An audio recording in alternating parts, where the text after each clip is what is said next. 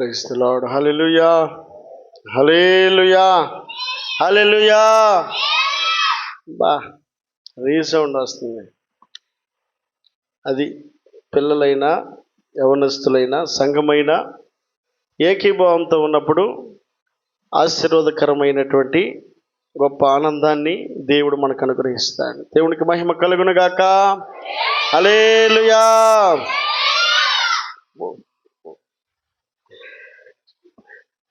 కొద్ది నిమిషాలు దేవుని యొక్క మాటల్ని పరిశుద్ధ గ్రంథంలో దేవుడు మనకు అనుగ్రహించినటువంటి కొన్ని మాటలు 2వ కొరింథీయులకు రాసినటువంటి పత్రిక 5వ అధ్యాయము 17వ వచనం చదువుకుందాం.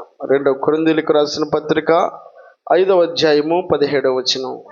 కాగా ఎవడైనను క్రీస్తునందున్న ఎడల వాడు నూతన సృష్టి, పాతవి గతించెను, ఇదిగో క్రొత్తవాయెను. చాలండి. అపోస్తలుడైనటువంటి పౌలు ఈ కొరింథీయులకు రాసినటువంటి ఈ 2వ పత్రిక కొరింథీ అనబడేటువంటి సంఘమును ఉద్దేశించి పౌలు గారు ఈ పత్రిక రాయటం జరిగింది.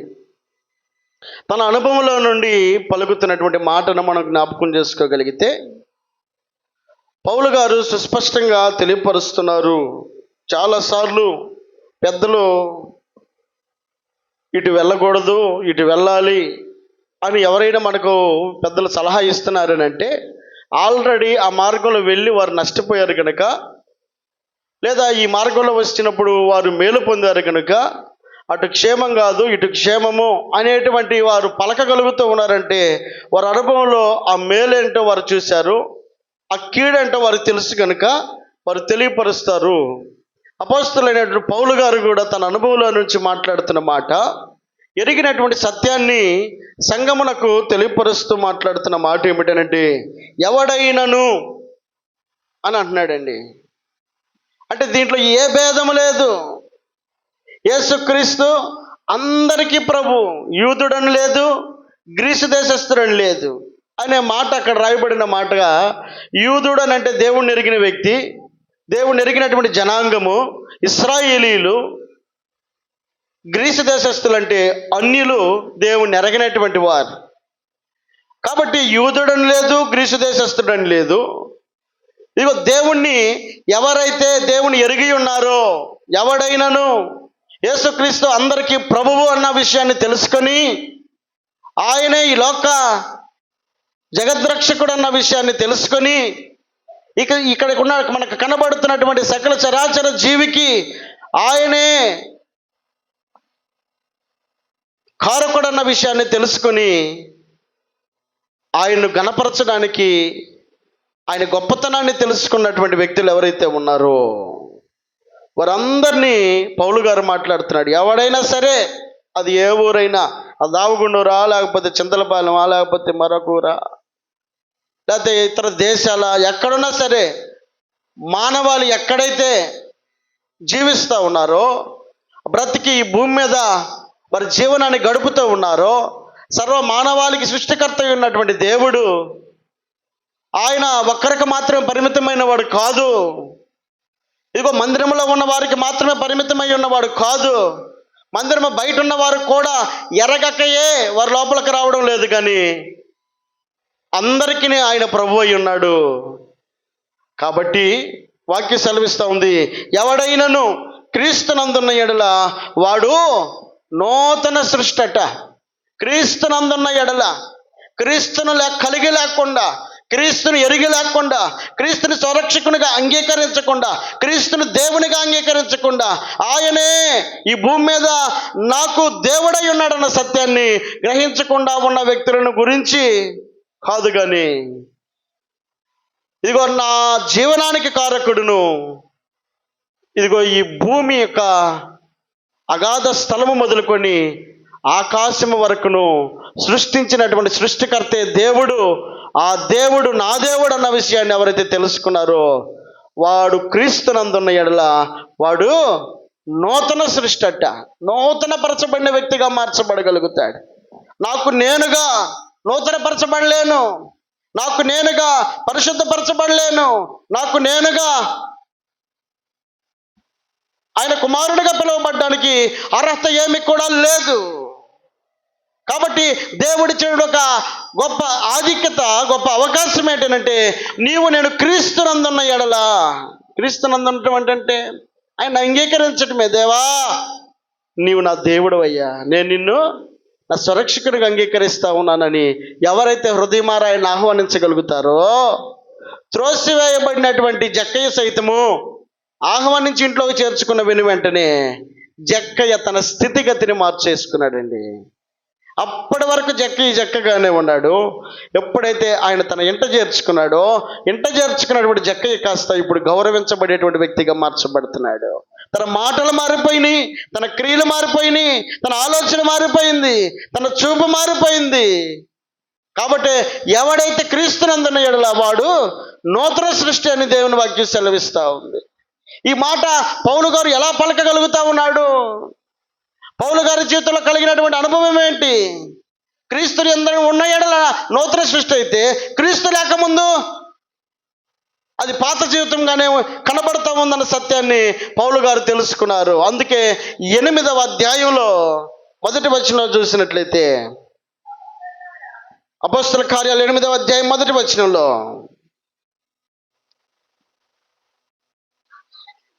ఆ కాలమందు యెరూషలేములోని సంఘమునకు గొప్ప హింస కలిగినందున అపోస్తలులు తప్ప అందరూ యూదయ సమరయ దేశముల యందు చెదిరిపోయిరి.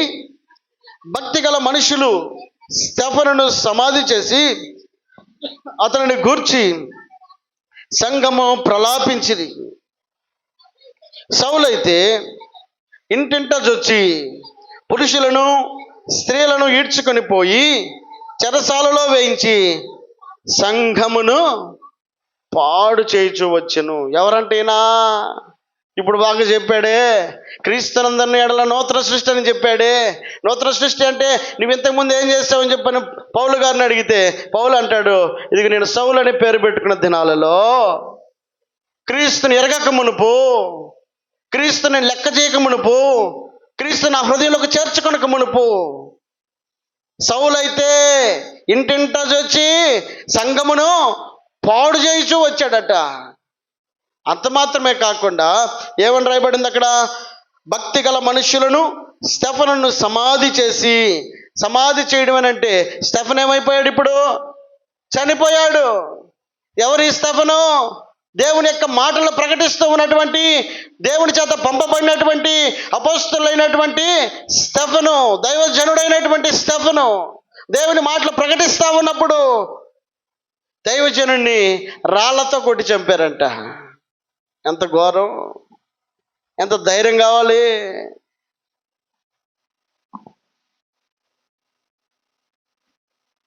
జరిగిన పరిస్థితి, స్తెఫనును సమాధి చేశారనంటే స్తెఫను చనిపోయాడు. ఆ చనిపోయిన దానికి కారణం ఎవరు? ఆ స్తెఫనును చంపడానికి గల కారణం ఎవరు? దాని పై మాటలో మనం చదివినట్లయితే ఇక్కడ ఒక మాట చదువుదాం. పై 8వ అధ్యాయంలోనే పైన 59, 60 వచనాలు చూసినట్లయితే, ప్రభువును గూర్చి మొరపెట్టుచు, యేసు ప్రభువా నా ఆత్మను చేర్చుకొనమని స్తెఫను పలుకుచుండగా వారు అతన్ని రాళ్లతో కొట్టిరి. అతడు మోకాళ్ళుని, ప్రభువా వారి మీద ఈ పాపము మోపకమని గొప్ప శబ్దముతో పలికెను. ఈ మాట పలికి నిద్రించెను. సౌలు అతని చావునకు ఏం చేశాడంట? సౌలు ఏం చేశాడంట? స్తెఫను రాళ్లతో కొట్టి చంపుతుంటే సమ్మతించాడట, అంగీకరించాడట. ఇక చంపండి అని అన్నదానికి అతడు కూడా అంగీకారాన్ని తెలిపాడు. అతడు కూడా ఎప్పుడు చంపాలని చూస్తూ ఉన్నాడు, చంపుతున్న వ్యక్తులను ప్రోత్సహిస్తూ ఉన్నాడు.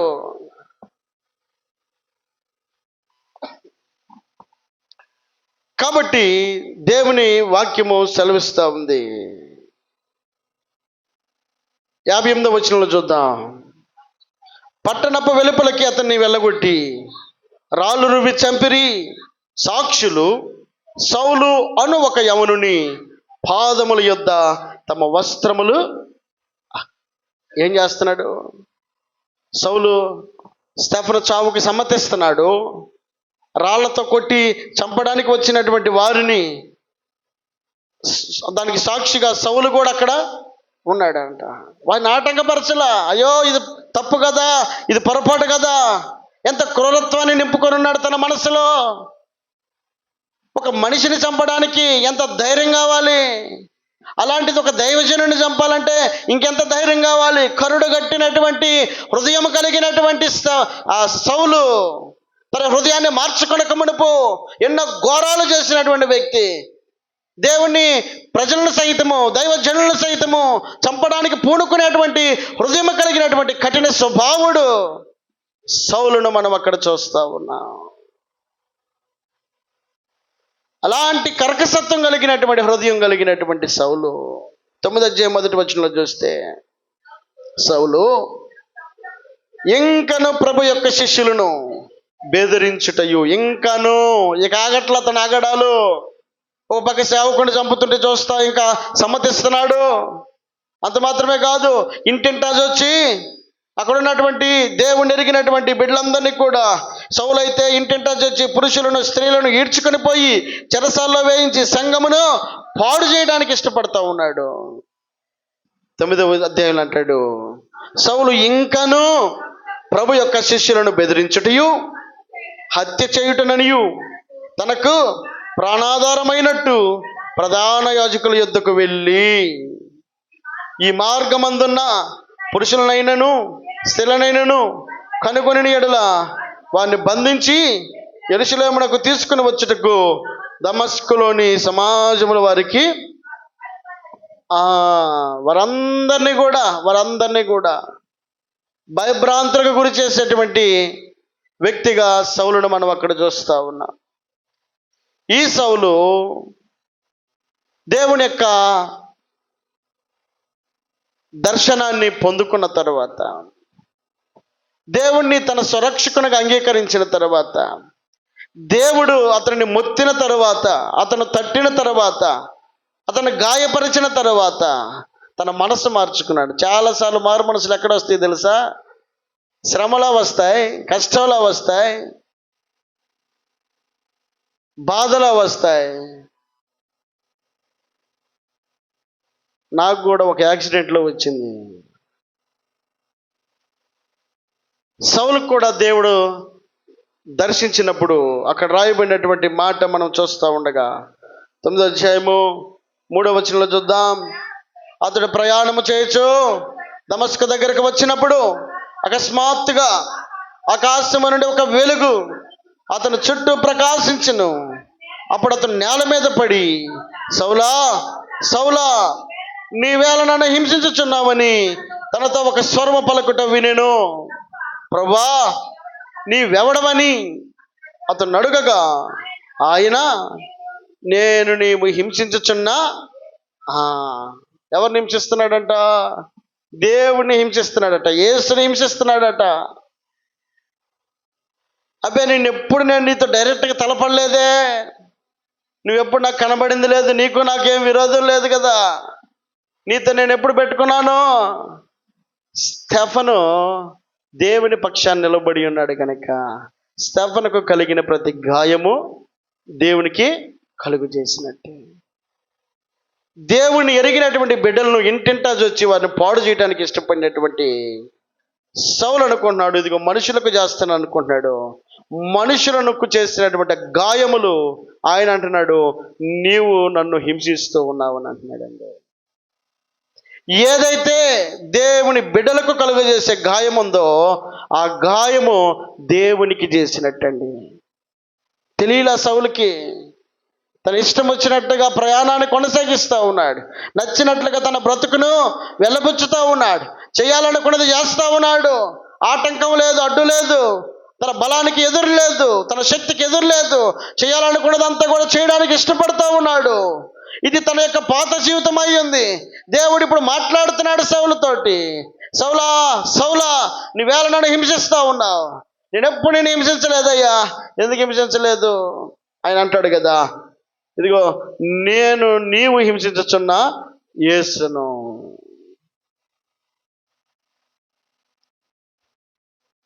కాబట్టి దేవుడు సౌలును దర్శించాడు. తన జీవితానికి మార్చుకునేటువంటి అవకాశాన్ని దేవుడు ఇచ్చాడు. చాలాసార్లు ప్రతి మనిషి జీవితంలో దేవుడు అవకాశాన్ని ఇస్తాడు. ఏదో ఒక బాధ ద్వారానో, భయము ద్వారానో, ఏదో ఒక పరిస్థితులను బట్టి ఇకనైనా మన జీవితాలను దేవుడికి అప్పగించుకుంటామని చాలాసార్లు ఏం చెప్తాం, పిల్లలకి అటు వెళ్ళొద్దు అని చెప్తాం. వాడు ఇంకా వెళ్తున్నాడు అనుకో, ఈపు విమానం మొత్తం మోగినప్పుడు ఏం చేయాలా? వెంటనే వెనక్కి తిరగాల. లేదని ఇంకా అదే మార్గంలో ఉంటే సరిదిద్దుకునే అవకాశాన్ని ప్రతి మనిషికి దేవుడు ఇస్తాడు. క్రమపరుచుకునే అవకాశం దేవుడు ప్రతి వ్యక్తికి దేవుడు ఇస్తాడు. అతను ఎలాంటి క్రూరుడైనా, ఎలాంటి హింసించే వ్యక్తి అయినా, ఎలాంటి దేవునికి అయిష్టంగా బ్రతికినటువంటి వ్యక్తికైనా సరే దేవుడు అవకాశాన్ని ఇచ్చినప్పుడు అవకాశాన్ని సద్వినియోగపరుచుకోవాల్సినటువంటి బాధ్యత నీ మీద, నా మీద నిలిచి ఉందన్న విషయాన్ని తెలుసుకోవాలి. కనుక సౌలును దర్శించినప్పుడు ఇప్పుడు సౌలు తన యొక్క హృదయాన్ని దేవునికి అప్పగించుకొని అక్కడ ఆయన మాట్లాడుతున్నాడు. 6వ వచనంలో చూద్దాం. లేచి పట్టణంలోకి వెళ్ళుము, అక్కడ నువ్వేమి చేయవలను అది నీకు తెలుపబడినని చెప్పాను. అతనితో ప్రయాణము చేసిన మనుషులు ఆ స్వరము వినిరి, ఎవరిని చూడక మౌనులై నిలవబడిరి. సౌలు నేల మీద నుండి లేచి కన్నులు తెరిచినను ఏమీ చూడలేకపోయిన గనుక వారు అతని చెయ్యి పట్టుకుని దమస్కులోనికి నడిపించిరి. అతడు 3 దినములు చూపు లేక అన్నపానము లేకయు పుచ్చుకొనకయుండెను. దమస్కులో అననీయ అను ఒక మనుష్యుడినెను. ప్రభు దర్శనమందు అననీయ అని అతన్ని పిలువగా అతడు, ప్రభువా, ఇదిగో నేనున్నాను. అందుకు ప్రభు, నువ్వు లేచి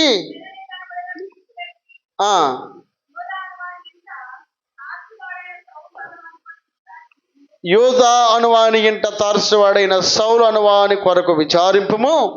ఇదిగో అతడు ప్రార్థన చేయుచున్నాడు. ఏం చేస్తున్నాడు? ప్రార్థన చేస్తున్నాడు అంట సౌలు. ఒకప్పుడు క్రూరంగా ఉన్నటువంటి వ్యక్తి, ఒకప్పుడు దేవుడికి దూరంగా ఉన్నటువంటి వ్యక్తి, ఒకప్పుడు దేవుని ప్రజలను హింసించినటువంటి వ్యక్తి, ఒకప్పుడు సేవకులను హింసించినటువంటి వ్యక్తి, ఒకప్పుడు తన పాత జీవితాన్నే గొప్పగా భావించుకొని తన ఇష్టాన్ని కొనసాగిస్తున్నటువంటి వ్యక్తి దేవుడు దర్శించినప్పుడు, దేవుడు తాకినప్పుడు, దేవుడు మాట్లాడినప్పుడు మాటను అంగీకరించినటువంటి వ్యక్తి ఇప్పుడు ప్రార్థన చేయడం ప్రారంభించాడు. అననీయ అనబడేటువంటి ఒక దైవజనుడిని దేవుడు పరిచయం చేశాడు. అక్కడ దేవుని గురించినటువంటి మాటలన్నింటినీ కూడా తెలుసుకొని ఇక మారు మనసు పొందిన వాడే దేవుని కొరకు పనిచేయాలన్న తపన కలిగినటువంటి పౌలును మనం అక్కడ చూస్తాం. తన పేరును మార్చుకున్నటువంటి సౌలు కాస్త పౌలుగా మార్చబడినటువంటి వ్యక్తిగా మనం చూస్తాం. ఇక్కడి నుంచి తన జీవితం ప్రారంభమైతే ఒకప్పుడు ఎంత క్రూరంగా తన జీవితం ఉందో ఇప్పుడు అంత గొప్ప మహిమకరంగా దేవునికి ఇష్టడుగా బ్రతికినటువంటి పౌలును మనం చూడగలుగుతాం. దేవునికి మహిమ కలుగునుగాక. హల్లెలూయా, హల్లెలూయా. రాయబడిన మాట అపోస్తల కార్యముల గ్రంథము 22వ అధ్యాయము 3-6 వచనాలు. అపోస్తల కార్యాలు 22వ అధ్యాయము 3వ వచనం నుండి. నేను కిలికియాలోని తార్సులో పుట్టిన యూదుడను, అయితే ఈ పట్టణంలో గమలీయేలు పాదముల యొద్ద పెరిగి మన పితరుల ధర్మశాస్త్ర సంబంధమగు నిష్ఠయందు శిక్షితుడనై మీరందరూ నేడు ఉన్న ప్రకారము దేవుని గురించి ఆసక్తుడై ఉండి ఈ మార్గములోనున్న పురుషులను స్త్రీలను బంధించి చెరసాల్లో వేయించుచు మరణము వరకు హింసించితిని.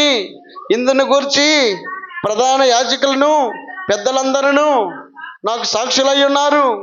నేను వారి వలన సహోదరుల యొద్దకు పత్రికలు తీసుకొని దమస్కులో వారితో కూడా బంధించి దండించుటకై యెరూషలేమునకు తేవలనని అక్కడికి వెళ్ళి తిని, నేను ప్రయాణము చేయొచ్చు దమస్కమునకు సమీపించినప్పుడు మధ్యాహ్న కాలమందు ఆకాశము నుండి ఒక గొప్ప వెలుగు అకస్మాత్తుగా నా చుట్టూ ప్రకాశించెను. నేను నేల మీద పడి, సౌలా సౌలా, నీవెందుకు నన్ను హింసించుచున్నావని నాతో ఒక స్వరం పలుకుట వింటిని. అందుకు నేను, ప్రభా నీవెవడవని అడిగినప్పుడు ఆయన, నేను నీవు హింసించుచున్నా నజరేయుడకు యేసును అని నాతో చెప్పెను. నాతో కూడా ఉన్నవారు ఆ వెలుగును చూచిరి కానీ నాతో మాట్లాడిన వాని స్వరము వారు వినలేదు. చాలండి. తన సాక్ష్యం అంతా చెబుతున్నాడు.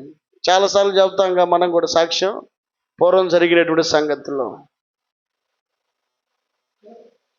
పౌలు గారు కూడా తన జీవితంలో కలిగినటువంటి మలుపుకు కారణం, ఒకప్పుడు నా జీవితం అలా ఉండేది, ఒకప్పుడు నా జీవితం ఎలా ఉండేది, ఈరోజు నేను మీ ఎదురు నిలవబడి ఉన్నానంటే ఒకప్పుడు నా జీవితాన్ని మార్చిన వాడు దేవుడు. ఆయన నన్ను దర్శించాడు, ఆయన వెలుగు నన్ను కమ్మగా నా జీవితాన్ని మార్చుకున్నాను. నేను మరలా తిరిగి దేవునికి ఇష్టడుగా బ్రతుకుతా ఉన్నానని ఆయన పోయిన చోటల్లా తన సాక్ష్యాన్ని తెలియపరుస్తూ ఉన్నాడు. ఇది పౌలు గారి యొక్క సాక్ష్యం. ఇది తన హృదయం అంతరంగములో తన తప్పును తాను తెలుసుకున్నాడు. ఒకప్పటి పాత జీవితమును కొత్త జీవితంగా మార్చిన వాడు నేను నమ్మినటువంటి నజరేయుడైన యేసు. ఆయనే నా రక్షకుడు, ఆయనే నా మార్గమును మార్చినవాడు, ఆయనే నా జీవితమును మార్చినవాడు, నా పాత జీవితమును కొత్త జీవితముగా మార్చినవాడు ఆయనే అని సాక్ష్యాన్ని అనేకులకు తెలియపరుస్తున్నాడండి. నీవు నేను ఆ సాక్ష్యాన్ని కలిగి ఉన్నామా? తొలి దినాల్లో ఒకవేళ సాక్ష్యాన్ని కలిగి ఉన్న వారమై ఉంటే ఉండొచ్చేమో. ఇప్పుడు ఆ సాక్ష్యాన్ని మనం ధైర్యంగా చెప్పగలుగుతా ఉన్నామా? ఆ సాక్ష్యాన్ని నీవు నేను ఒకసారి జ్ఞప్తికి తెచ్చుకోగలిగితే ఒకప్పటి జీవితమునకును ఇప్పుడు జీవితమునకును వ్యత్యాసము కలిగి ఉన్నామా?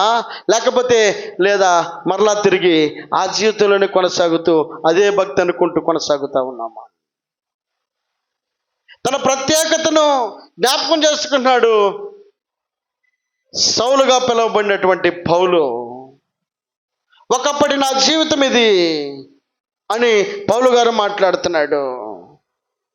అంటున్నాడు కదా, ఇదిగో మీరందరూ నేడు ఉన్న ప్రకారము దేవుని గురించి ఆసక్తి ఉండి ఈ మార్గములో ఉన్న పురుషులను స్త్రీలను బంధించి చెరసాలలో వేయించుచు మరణము కొరకు హింసించి తిని. ఒకప్పటి జీవితం అది నాది, ఇప్పుడైతే అలా లేదు. ఇప్పుడు దేవుని గురించినటువంటి మాటలు నా హృదయం నోట పలుకుతా ఉన్నాను. అంత మాత్రమే కాదండి, ఈ పరిశుద్ధ గ్రంథంలో పత్రికలు రాయబడినటువంటి వాటిలో 14 పత్రికలు పౌలు గారు రాశారు, సంఘాన్ని బలపరిచే పత్రికలు. ఆ పత్రికలు ఈరోజు సంఘమునకు పునాదులుగా మార్చబడ్డాయి. నీవు నేను మనం బలపరచబడుకుంటూ ఉన్నామనంటే, సంఘముగా సమకూర్చబడి ఉన్నామనంటే, నాడు పౌలు గారు కట్టిన సంఘములకు రాసిన ఉత్తరాలు నేటికి నీకు నాకు మనందరికీ అవి బలపరిచే పత్రికలుగా మార్చబడ్డాయి. ఎంత గొప్ప పరిచర్య పౌలు గారు చేయడానికి ఒకప్పటి తన జీవితము నూతన పరచబడినటువంటి వ్యక్తిగా అతడు కొనసాగించినటువంటి తన సాక్ష్యమే కారణమయ్యింది.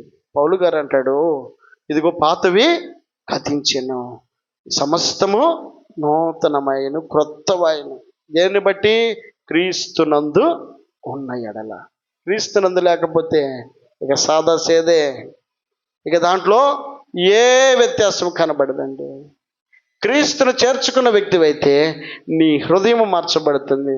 నీ హృదయం మార్చబడితే నీ జీవితం మార్చబడుతుంది. నీ జీవితం మార్చబడితే నీ కుటుంబము తరువాత నీ సంఘము కూడా మార్చబడినటువంటి అనుభవంలో చూడగలుగుతా. ప్రత్యేకత ముందు వెనక, పాతది క్రొత్తది మధ్యలో నిలబడినవాడు యేసుక్రీస్తు ప్రభుల వారు. ఎందుకోసము? నీ కోసము, నా కోసం, మనందరి కోసము ఆయన తన ప్రాణమునే పెట్టడానికి ఇష్టపడ్డాడు, నిన్ను క్రొత్త వ్యక్తిగా మార్చడానికి, నీ పాత జీవితం నుండి కొత్త జీవితములకు మార్చడానికి మధ్యలో నిలబడినటువంటి వ్యక్తి యేసుక్రీస్తు ప్రభుల వారు. ఆయన తన ప్రాణమును పెట్టినటువంటి వాడై ఉన్నాడు. భూమి తట్టు తేరచూడగా దుస్సహమైన వేదన కలుగుతూ ఉంది ఆయనకి. అయ్యో, ఈ నరులను ఎందుకు నేను సృష్టించుకున్నానా అని ఆయన అనుకున్నటువంటి సమయంలో ఈ లోకమును ఎంతో ప్రేమించి తన అద్వితీయ కుమారుడైనటువంటి యేసుక్రీస్తు ప్రభుల వారిని ఈ లోకమునకు పంపించు. కాబట్టి నీవు నూతనపరచబడిన వ్యక్తిగా మార్చబడిన నిమిత్తమై నువ్వు చేర్చుకోవలసినటువంటి యేసుని గనక హృదయంలో చేర్చుకోగలిగితే, ఆయన గనక నీవు గురిగా పెట్టుకొనగలిగితే, ఆయనకి నీవు అప్పగించుకొనగలిగితే నీ జీవితం ఆశీర్వాదకరంగా మార్చడానికి ఆయన ఇష్టపడతా ఉన్నాడు. దేవునికి మహిమ కలుగును గాక. హల్లెలూయా. మొదటి తిమోతికి రాసినటువంటి పత్రిక, తిమోతి రాసినటువంటి మొదటి పత్రిక 190వ పేజీ. తిమోతి రాసినటువంటి మొదటి పత్రిక 12వ వచనం, మొదటి అధ్యాయం 12వ వచనం. పూర్వము దూషకుడును హింసకుడును హానికరుడనైన నన్ను తన పరిచర్యకు నియమించి నమ్మకమైన వానిగా ఎంచినందుకు నన్ను బలపరిచిన మన ప్రభువైన యేసుకు కృతజ్ఞుడనై ఉన్నాను. తెలియక అవిశ్వాసము వలన చేసి తిని గనుక కనికరింపబడి తిని, మరియు మన ప్రభు యొక్క కృపయు క్రీస్తు యేసునందున్న విశ్వాసమును ప్రేమయు అత్యధికముగా విస్తరించెను. పాపులను రక్షించుటకు క్రీస్తు యేసు లోకమునకు వచ్చెను. వాక్యము నమ్మదగినదియు పూర్ణాంగీకారమునకు యోగ్యమైనదినై ఉన్నది. అట్టి వారిలో నేను ప్రధానుడను అయినను నిత్య జీవము నిమిత్తము తనను విశ్వసింపబో వారికి నేను మాదిరిగా ఉండలాగున యేసుక్రీస్తు తన పూర్ణమైన దీర్ఘశాంతమును ఆ ప్రధాన పాపినైన నాయందు కనుపరచనట్లు నేను కనికరింపబడి తిని. చాలండి.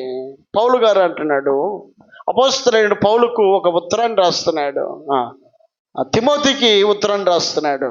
నా ప్రియమైన కుమారుడా అనని ఉత్తరాన్ని తెలియపరుస్తూ ఆ ఉత్తరంలో రాయబడినటువంటి మాట పౌలు గారికి తన సాక్ష్యాన్ని తెలియపరుస్తూ ఆయన అంటున్న మాట ఏమిటంటే, నేను పూర్వం హింసకుడిని, దోషకుడిని, హానికరుణ్ణి తన పరిచయకు నియమించినటువంటి అయినప్పటికీ తన పరిచర్యకు నన్ను నియమించి నమ్మకమైన వానిగా ఎంచినందుకు నన్ను బలపరిచి మన ప్రభు అయిన యేసుక్రీస్తుకు కృతజ్ఞుడనై ఉన్నాను.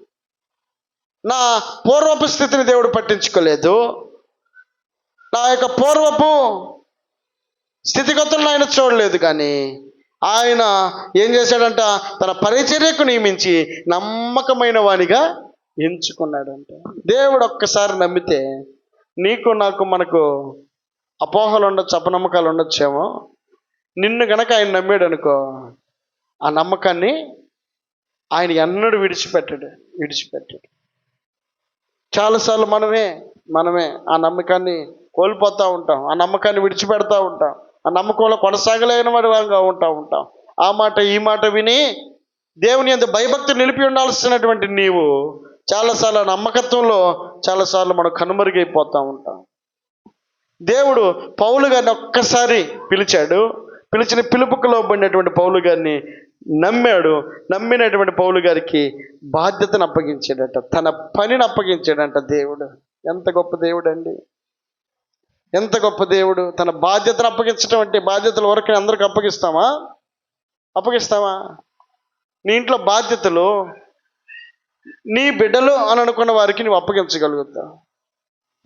అప్పటి వరకు హింసకుడు, దూషకుడిగా పిలువబడినటువంటి వ్యక్తి ఇప్పుడు దేవుని బాధ్యతలు తీసుకోవడానికి దేవుడు ఎంతగా నమ్మితే తన బాధ్యతను అప్పగిస్తాడు. ఆ బాధ్యతను అప్పగించబడినటువంటి వ్యక్తి తన సాక్ష్యమును మాట్లాడుతున్నాడు కదా, తన పరిచర్యకు నియమించి నమ్మకమైన వానిగా ఎంచినందుకు నన్ను బలపరిచిన మన ప్రభు అయిన ఈ క్రీస్తు యేసుకు కృతజ్ఞతుడనై ఆయనకి ఏమి ఇచ్చిన నా రుణాన్ని నేను తీర్చుకోలేనండి.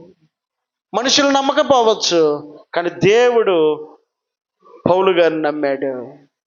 ఆ నమ్మికను బట్టి పౌలు గారు పరిచర్య చేస్తూ మాట్లాడుతున్నాడు. తెలియక అవిశ్వాసము వలన చేసి కనుక కనికరింపబడి తిని. ఒకప్పుడు తెలియక అవిశ్వాసము వలన దేవుడికి విరోధమైన కార్యాలు ఏమైనా చేసి ఉండొచ్చేమో. తెలియనప్పుడు, ఎరగనప్పుడు, తెలుసుకోనప్పుడు, ఆయన గురించి అవగాహన లేనప్పుడు నువ్వేమి చేసినా సరే ఆయన క్షమించడానికి ఇష్టపడతా ఉన్నాడు.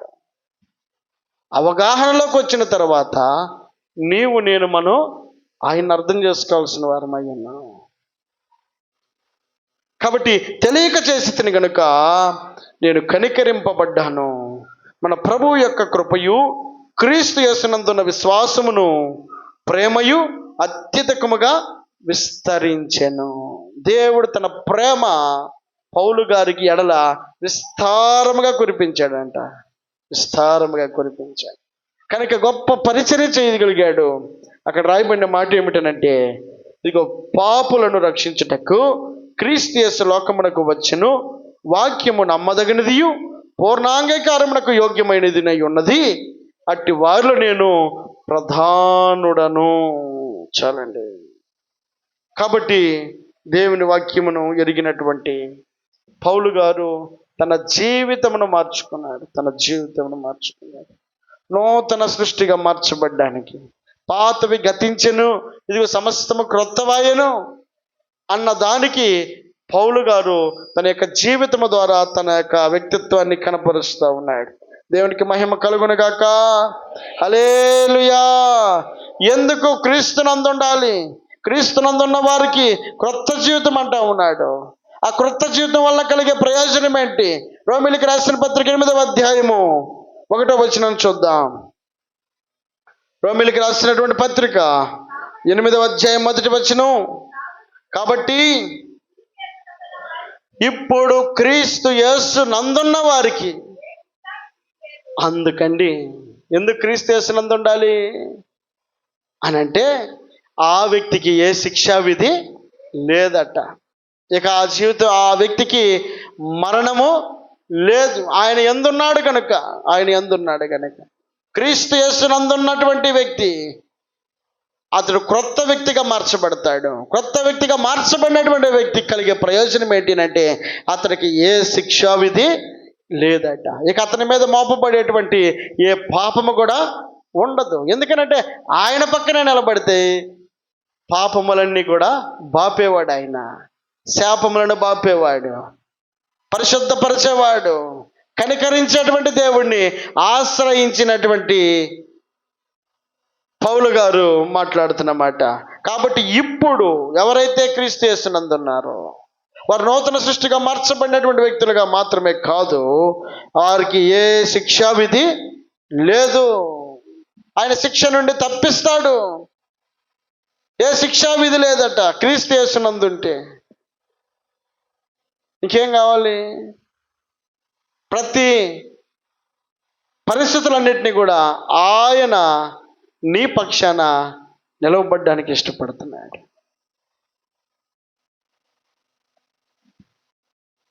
కాబట్టి మనిషి చేస్తూ ఉన్నటువంటి ప్రతి పొరపాటు ఏదైతే ఉందో దేవుడు అనుగ్రహించి మహిమను పొందలేకపోతా ఉన్నాడు, మనిషి చేస్తున్నటువంటి ప్రతి తప్పిదమును బట్టి. కాబట్టి అక్కడ ఒక మాట అంటాడు కదా, 6వ అధ్యాయం 23వ వచనంలో,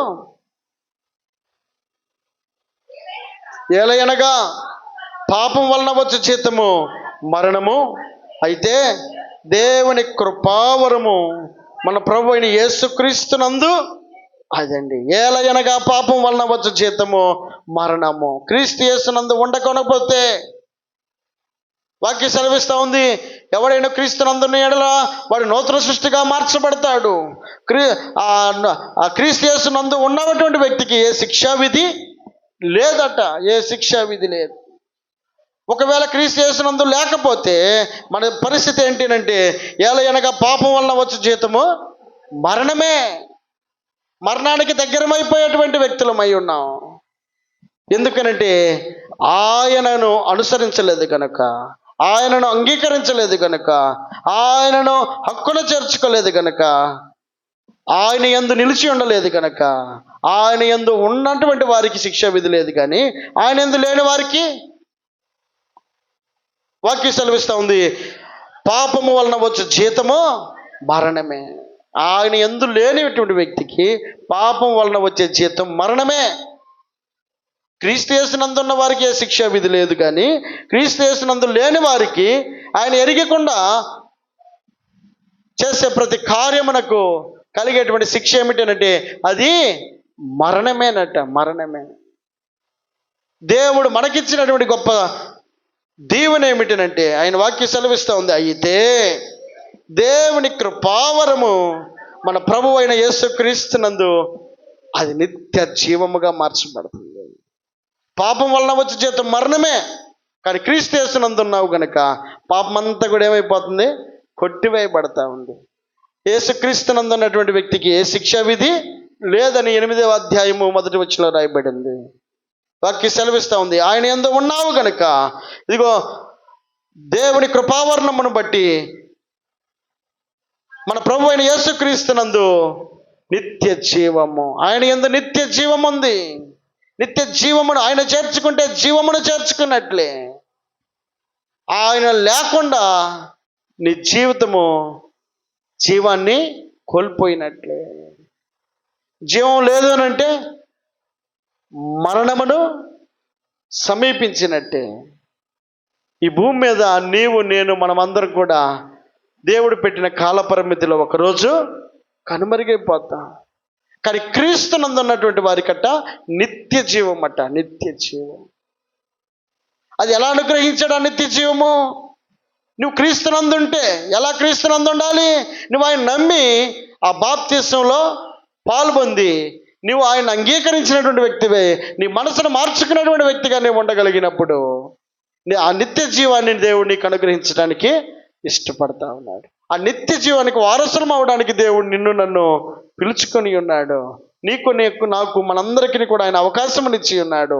ఈ మధ్యాహ్న కాల సమయం ముందు బల్లను సమీపిస్తున్నటువంటి వ్యక్తి అయి ఉండొచ్చు, సమీపించినటువంటి వ్యక్తి అయి ఉండొచ్చు. నువ్వు క్రీస్తును ఎరిగి ఉన్నావా? నువ్వు క్రీస్తును హృదయంలో చేర్చుకుని ఉన్నావా? క్రీస్తును చేర్చుకున్నటువంటి వ్యక్తి అయితే నీ క్రియలు ఎలాగ ఉన్నాయి, నీ మార్గం ఎలాగుంది, నీ మాటలు ఎలాగ ఉన్నాయి, నీ ప్రవర్తన ఎలాగుంది? లోక సంబంధులతో సమానముగా ఉన్న వ్యక్తి అయి ఉంటే క్రీస్తుని ఎక్కడ చేర్చుకున్నట్టు? క్రీస్తును చేర్చుకున్న వ్యక్తి అయితే నీ ప్రత్యేకతను, నీ పరిశుద్ధతను కాపాడుకుంటూ బ్రతకగలిగినప్పుడు ఆ వ్యక్తికి ఏ శిక్షా విధి లేదట. కనుక ఆ నిత్య జీవమును నీకు అనుగ్రహించడానికి ఆయన ఈ లోకమునకు నీ కోసం నా కోసం పంపబడ్డాడు. పరిశుద్ధపరచబడుటకు ఈరోజు క్రీస్తునందు నేనున్నాను అనే ఒక అర్హతను నీకు నాకు ఇవ్వడానికి ఆయన తన ప్రాణమును సైతం నీకు ఇవ్వడానికి ఇష్టపడ్డాడు.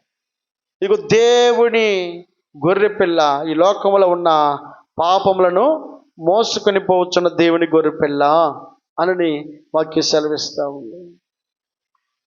కాబట్టి నీ మీద ఉన్నటువంటి ప్రతి పాప భారమును ఆయన మోసుకుని వెళ్ళడానికి ఈ లోకమునకు వచ్చాడు. నీకు ఇచ్చిన పరిశుద్ధతను నువ్వు అర్థం చేసుకుని దాన్ని కాపాడుకోగలిగితే అది నీవు క్రీస్తునందు ఉన్నటువంటి వ్యక్తిగా నిన్ను దేవుడు గుర్తించగలుగుతాడు. ఆ క్రీస్తునందు ఉన్నటువంటి వ్యక్తికి నిత్య జీవాన్ని దేవుడు అనుగ్రహిస్తాడు. కనుక ఈ మధ్యాహ్న కాల సమయం దేవుడు నీకు ఇచ్చినటువంటి అర్హత, నువ్వు ఏ స్థితిలో నీవు ఉన్నావు? క్రీస్తునందే ఉన్నావా? క్రీస్తునందుంటే పౌలు గారు అంటున్నాడు, ఇదిగో నా క్రియలన్నీ మారిపోయినాయి, నేను దేవునికి ఇష్టడుగా బ్రతుకుతా ఉన్నాను, దేవునికి ఇష్టమైన కార్యాలు చేస్తూ ఉన్నాను. ఇదిగో నీవు కూడా క్రీస్తునందు ఉన్నానని గుర్తు కనుక నీకుంటే నువ్వు ఎవరి కార్యాలు చేస్తూ ఉన్నావు, ఎవరిని అనుసరిస్తూ ఉన్నావు, ఎలా నీ ప్రవర్తనను దేవునికి ఇష్టమైనట్లుగా మలుచుకుంటా ఉన్నావు జ్ఞాపకం చేసుకొని ఈ మధ్యాహ్న కాల సమయం అందు సరిదిద్దుకొని దేవునికి ఇష్టమైన వ్యక్తులుగా నిలిచి ఉందముగాక. ఒక పాట పాడుతూ ఉండగా